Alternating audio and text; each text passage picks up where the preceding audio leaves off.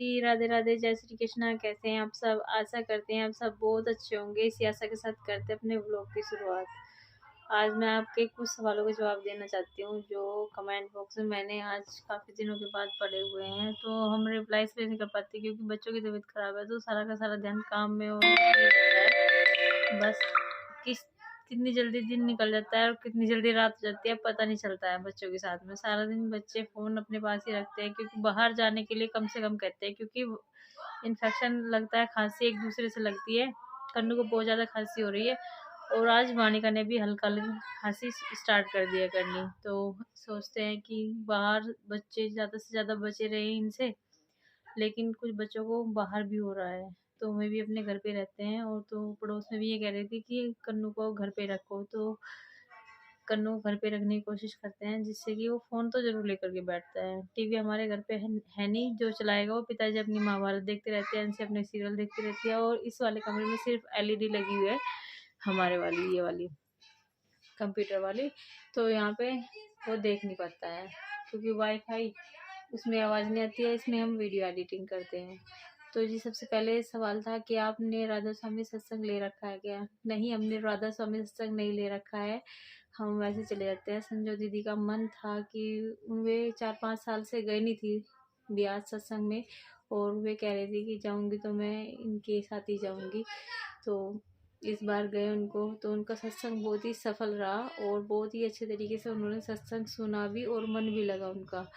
कह रही थी कि पहले तो हमने सवाल जवाब सुने जा कर के वहाँ पे और फिर हमने सत्संग सुना और फिर दर्शन भी किए बाबा जी के। तो हमें भी जाके बहुत अच्छा लगा। यही बात बताते हैं जो हमारे घर में हमारे बड़े समझाते हैं, यही है कि अपने माँ बाप की सेवा करो, वही सबसे बड़े हैं। और बस वो सारी बातें हैं जो इस तरीके की बताते हैं कि मन को बहुत ही सुकून मिलता है और उनकी बात मानने का भी मन करता है, ऐसी बात है। तो कह रही थी संजय दीदी की इनकी बात तो सभी मानते हैं और वे किसी चीज़ की पूजा नहीं करती है देवी देवताओं की, और वे सिर्फ व्यास वाले बाबा जी को ही मानती हैं और उनकी पूजा करते हैं। दिवाली पर भी मिठाई का डब्बा रखते हैं उनके सामने और पूजा कर लेते हैं, दिया नहीं जलाते हैं बस, और भजन सिमरन करते रहते हैं। सत्संग अच्छे लोगों की संगति बहुत ही, और बहुत सारे लोग जा रहे थे। कोई लोग तो मतलब कोई कोई औरतें तो जिस साइड हम बैठे थे, हम औरतों वाले पंडाल में बैठे थे, और औरतें है ना बाबा जी के दर्शन करने के बाद रोने लगी। मतलब ऐसा लगा, मतलब बिल्कुल ही अलग अलग जो भावना होती है, भक्ति भक्ति में लीन थी वे, और मतलब एकदम निर्मल भाव से वे मतलब आंसू पोंछ रही थी। मैंने कहा क्यों रो रहे हो? उनके बाबा जी के दर्शन करने के बाद में रोना आ ही गया। मैंने पूछा था, मेरे पास में थी एक लेडीज़ और छोटे छोटे बच्चे, जैसे हमारी वानिका बाबा जी कब आएंगे, रीशा को और वानिका को पहली बार मैंने वहाँ पे हाथ जोड़ते हुए देखा जब बाबा जी आए और हाथ जोड़ करके बैठ गए अपने आप ही। मैंने इसको कुछ नहीं समझाया, लेकिन फिर भी इतनी भीड़ को देखकर जिस तरह सब लोग कर रहे थे, हाथ जोड़ रहे थे, पैर पड़ रहे थे, और कुछ औरतें तो मतलब इतनी भाव विभोर इतनी पागल हो चुकी थी ना बाबा जी के दर्शन के लिए, मैं तो लाइन तोड़ करके ही चली गई थी दर्शन करने के लिए कि हमें दर्शन हो जाए, हमें दर्शन हो जाए। इसी साइड बैठना था, गेट की साइड, और एक गाड़ी में आते हैं और जल्दी जल्दी निकल जाते हैं। किसी को दर्शन होते हैं, किसी को दर्शन नहीं भी हो पाते हैं, पलक भी झपक जाती है। और संजय दीदी ये कह रही थी कि जिसको दर्शन होते हैं ना, कह रही थी संजय दीदी, वो बहुत भाग्यशाली होता है। शायद हम भी उन भाग्यशाली में से ही है। हमें भी अच्छे से दर्शन हो गए, वाणी को भी, कन्नू को भी, और कन्नू के पापा तो गद्दी के पास ही जा करके बैठ गए थे। हमें तो बच्चों वाले पंडाल में बैठा देते थे। संजय दीदी भी हमारे साथ ही बैठती थी, नहीं तो सबसे आगे नंबर आता था उनका। तो फिर भी कहने लगी कि मुझे बहुत ही अच्छा लग रहा है यहाँ पे आके। तो कह रही थी कि इस बार मैं आर्यन के साथ में आऊँगी और 8-10 दिन ब्यास सत्संग में रह करके जाऊँगी, मेरा मन वहीं पे लगता है। तो जी एक कमेंट ये भी आ रहा था कि बबली दीदी जहाँ पे भी जाते हैं मेरे लिए कुछ ना कुछ खरीद के लाती है, लेकिन मैं हूँ जो उनके लिए कुछ नहीं खरीदती हूँ।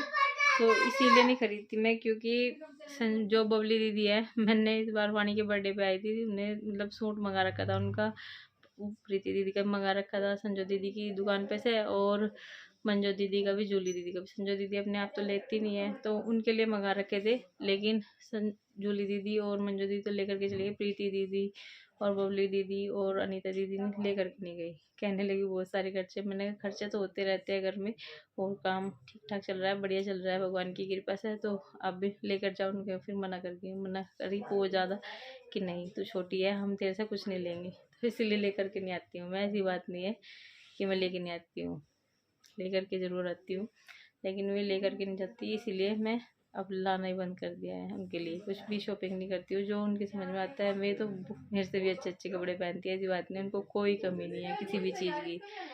लेकिन यही है, मैं लेकर के आ भी गई तो मैं लेकर के नहीं जाती है, बिल्कुल भी मना कर देती है, नहीं सब कुछ है। अभी कन्नू के पापा आए हैं ड्यूटी से और नहा धो करके बैठ गए हैं, चाय पी रहे हैं। चाय बनाई है दोपहर के 2 बजे, और आते ही कन्नू ने करवा लिया अपना कंप्यूटर ठीक, क्योंकि इसमें आवाज आने लगी है और आज वाईफाई चला दिया इसने, बार बार चला देता है ये। मुझे तेरी याद आ रही है, आज मेरे पास आ जा। आया बट्टी ठीक है, मेरे पास ही रहेगी ना। अब मुझे फोन दे दो, मुझे फोन में कुछ काम करना है। वो मेरा फोन यही है ना, मुझे इसी में काम करना पड़ता है ना, उसमें आप देखो।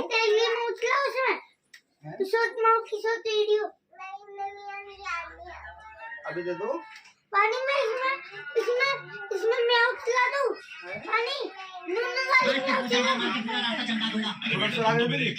कितनी देर बाद 4 घंटे बाद।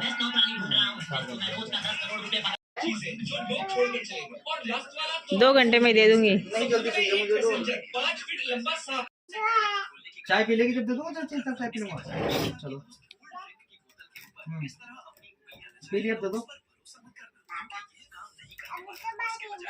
बची नहीं, पूरी फिनिश करो पहले से, जब दे दो। चलो चाय पीनी पड़ेगी, फोन मिला मुझे, फोन देख के चाय पीनी है। उनको फोन देके कुछ कहना है जैसे वो खावे। और क्या हो गया, मैंने कैसे तो बैटरी खत्म हो।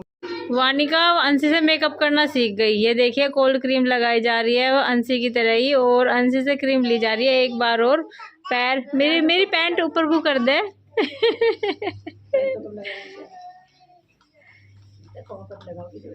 हाँ ये देखो जिस तरह अपने कपड़े चढ़ा के है ना, वहाँ अंशी लगाओ, इस तरह लगा रही बिल्कुल।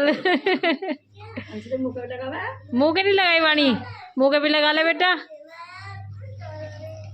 पहले पैरों को लगाई, हाथों का भी लगा ला, ऐसे ऐसे करके। हाँ ऐसे ऐसे लगाते। और दीदी और दे दे।